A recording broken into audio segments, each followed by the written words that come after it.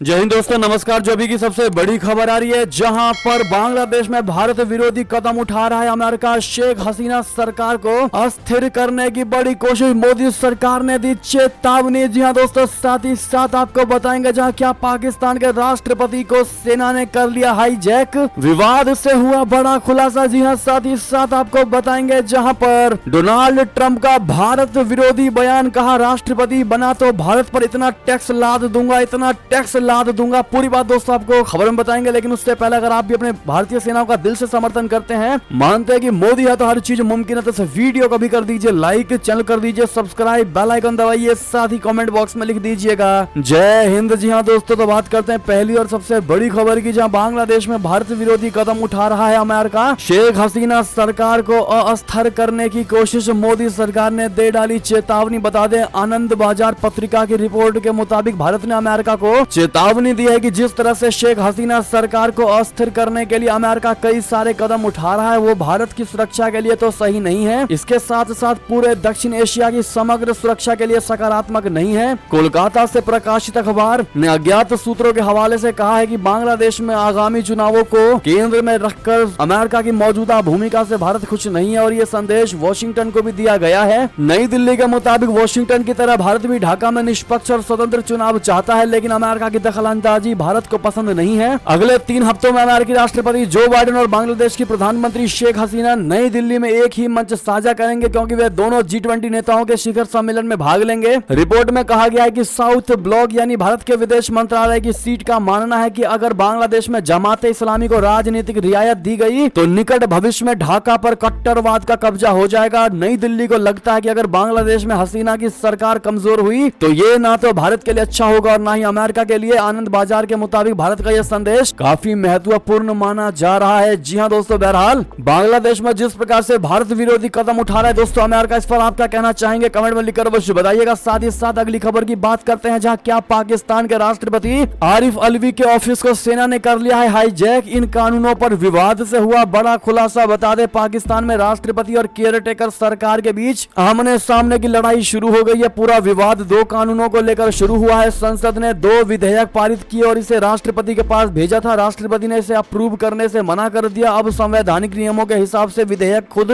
ब खुद कानून बन गए। चूंकि राष्ट्रपति इमरान खान की पार्टी पीटीआई के नेता रहे हैं, सत्ता पक्ष से विवाद होता रहा है। राष्ट्रपति राशिद अलवी ने संसद द्वारा पारित 2 विधेयकों को पास करने से मना कर दिया। केयरटेकर सरकार ने 2 कानूनों में संशोधन कर देश को सेना के खिलाफ काम करने वाले लोगों पर कड़ी सजा का प्रावधान किया है। राष्ट्रपति के कदम को पाकिस्तान के कानून मंत्रालय ने असंवैधानिक करार दिया। दोनों सदनों से पारित होने के बाद विधेयक को राष्ट्रपति के पास भेजा गया था, लेकिन इमरान के समर्थक राष्ट्रपति ने अप्रूव करने से इनकार कर दिया। जी हां दोस्तों, राशिद अलवी ने इस बात की जानकारी खुद सोशल मीडिया साइट एक्स यानी ट्विटर पर दी। उन्होंने बताया कि अल्लाह मुझे देख रहा है, मैंने ऑफिशियल सीक्रेट संशोधन विधेयक 2023 और पाकिस्तान आर्मी संशोधन विधेयक 2023 पर हस्ताक्षर नहीं किए। यही वजह है कि राष्ट्रपति ने अपने स्टाफ से इन विधेयकों को वापस भेजने को कहा था, लेकिन स्टाफ ने ऐसा नहीं किया। इससे समझा जा सकता है कि राजनीतिक रूप से मजबूत सेना का राष्ट्रपति ऑफिस तक पहरा है। केयरटेकर प्रधानमंत्री अनवर उल हक का भी सेना से पुराना साठगांठ रहा है। संविधान में तो ये नियम है कि केयरटेकर सरकार कोई भी ऐसा कदम नहीं उठाएगी जो चुनी गई सरकार बाद में बदल ना सके। बहरहाल दोस्तों, पाकिस्तान वाकई में अब वो देश बन चुका है जहां पर लोकतंत्र की तो पूरे तरीके से हत्या हो ही चुकी है दोस्तों। ना पाकिस्तान में प्रधानमंत्री की इज्जत है, ना पाकिस्तान में राष्ट्रपति की इज्जत है। लगता ही नहीं है कि वहां पर किसी भी प्रकार से लोकतंत्र है। वहां पर ऐसा लगता है कि सैन्य शासन लगा हुआ है, मार्शल लॉ लगा हुआ है। बहरहाल दोस्तों, इस पर आपकी अब जो भी राय हो कमेंट में लिखकर अवश्य बताइएगा। एक भारतीय होने के नाते चलते हैं अगली खबर की तरफ, जहां ब्रिक्स और G7 और यूरोपीय संघ का दुश्मन बनाना चाहता है चाइना। क्या ड्रैगन की इस चाल को फेल कर पाएगा अपना भारत? बताते दक्षिण अफ्रीका में कल से आयोजित होने वाले ब्रिक्स शिखर सम्मेलन पर पूरी दुनिया की निगाहें टिकी हुई है, और फाइनेंशियल टाइम्स की रिपोर्ट में कहा गया है कि चाइना इस सप्ताह उभरते बाजारों के ब्रिक्स ब्लॉक को G7 का पूर्ण प्रतिद्वंदी बनने के लिए प्रेरित करेगा। चाइना पिछले 1 दशक से ब्रिक्स समूह का विस्तार चाहता है, जबकि भारत ने अभी तक ऐसा नहीं होने दिया है, लेकिन इस बार चाइना की तरफ से काफी प्रेशर बनाया गया है और भारत के कई दोस्तों को भी इस ब्लॉक में शामिल कराने की मांग की गई है। लिहाजा भारत के लिए ब्रिक्स के विस्तार को लेकर फैसला आसान नहीं हो रहा है। चाइना की कोशिश ब्रिक्स के जरिए G7 देशों के साथ साथ यूरोपीय संघ को भी चुनौती देने की है, और इसके लिए वो विकासशील देशों को इस ब्लॉक के साथ जोड़ना चाहता है, जो वैश्विक जीडीपी के 40% हिस्सेदारी का प्रतिनिधित्व करता है। साथ ही साथ दोस्तों, अगली खबर की बात करें, जहां पर डोनाल्ड ट्रंप का ऐसा भारत विरोधी बयान दोस्तों की हर कोई सोच भी नहीं सकता कि डोनाल्ड ट्रंप ऐसा बयान दे सकता है जो कभी भारत के लिए, भारत के पक्ष में खड़ा था। जी हां दोस्तों, पूर्व राष्ट्रपति डोनाल्ड ट्रंप ने कहा कि अगर मैं राष्ट्रपति फिर से बन गया तो भारत पर इतना टैक्स लाद दूंगा जो टैक्स भारत हमसे वसूलता है। बता दे, पूर्व अमेरिकी राष्ट्रपति डोनाल्ड ट्रंप जो दूसरी बार फिर से कार्यकाल हासिल करने के लिए संघर्ष कर रहे हैं, उन्होंने अपने चुनावी कैंपेन में भारत को धमकी दी है कि अगर लोगों ने उन्हें फिर से वोट दिया और अगर वो फिर से राष्ट्रपति बन जाते हैं तो वो भारत पर उसी तरह का टैक्स लगाएंगे जो टैक्स भारत वसूलता है। जी हां, डोनाल्ड ट्रंप ने एक बार फिर से कुछ अमेरिकी प्रोडक्ट्स, खासतौर पर प्रतिष्ठित हार्ले डेविडसन मोटरसाइकिलों पर भारत द्वारा वसूला जाने वाले हाई टैक्स का मुद्दा उठाया और कहा है कि अगर वो सत्ता में लौटते हैं तो भारत पर पारस्परिक टैक्स लगाया जाएगा, यानी जो टैक्स भारत वसूलता है वही टैक्स भारतीय प्रोडक्ट्स पर अमेरिका भी वसूलेगा।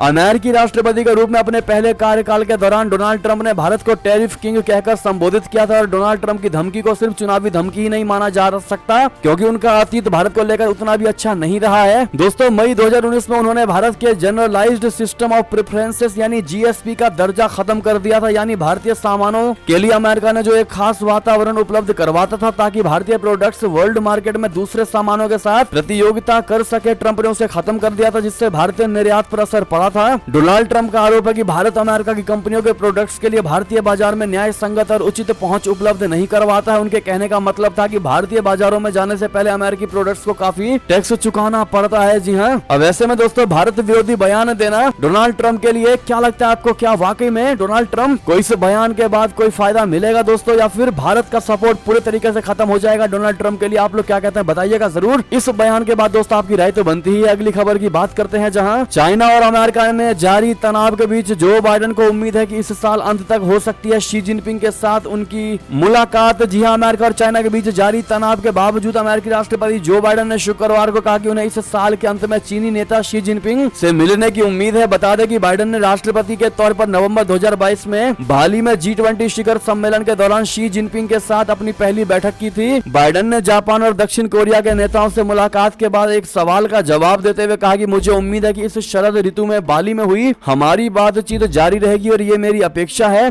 AFP के मुताबिक बाइडेन नवंबर में शी जिनपिंग को सैन फ्रांसिस्को में आमंत्रित करने जा रहे हैं, जब संयुक्त राज्य अमेरिका एशिया प्रशांत आर्थिक सहयोग मंच का शिखर सम्मेलन आयोजित करेगा, जिसमें चाइना भी शामिल है। जी हाँ, अब ऐसे में दोस्तों एक चीज बिल्कुल भी समझ नहीं आती कि अमेरिका की राजनीति है किस प्रकार की, वो कैसा गेम खेलता है। दरअसल दोस्तों कभी तो वो दिखाता है कि मैं चाइना का कट्टर हूँ, चाइना हमारा सबसे बड़ा दुश्मन है, और कभी कभी दोस्तों वो ऐसी बातें कर देता है लगता ही नहीं है कि चाइना उसका दुश्मन है या चाइना के विरोध में अमेरिका खड़ा है। बहरहाल दोस्तों इस पर आपकी जो भी राय हो बताइएगा जरूर, लेकिन किसी ने सही कहा है जो लगातार कहते आ रहे हैं कि अमेरिका दोगलापन वाली नीति अपनाता है दोस्तों, दोहरी नीति अपनाता है, वो डबल गेम खेलने की, डबल स्टैंडर्ड कोशिश करने की कोशिश करता है। बहरहाल दोस्तों इस पर आपकी अब जो भी राय होने वाली हो बताइएगा जरूर। एक और खबर की बात करते हैं, जहां पंजाब के रास्ते घुसे पाक के तस्कर, BSF के साथ घंटों चली मुठभेड़ जिसमें 2 पकड़े गए। जी हां दोस्तों, पंजाब के फिरोजपुर जिले में बॉर्डर सिक्योरिटी फोर्स और पंजाब पुलिस की पाकिस्तानी तस्करों के साथ फायरिंग हो गई है। टीम ने 2 पाक तस्करों को पकड़ा है, तो वहीं मुठभेड़ में फायरिंग के दौरान एक पाकिस्तानी तस्कर घायल हो गया, जिसकी हालत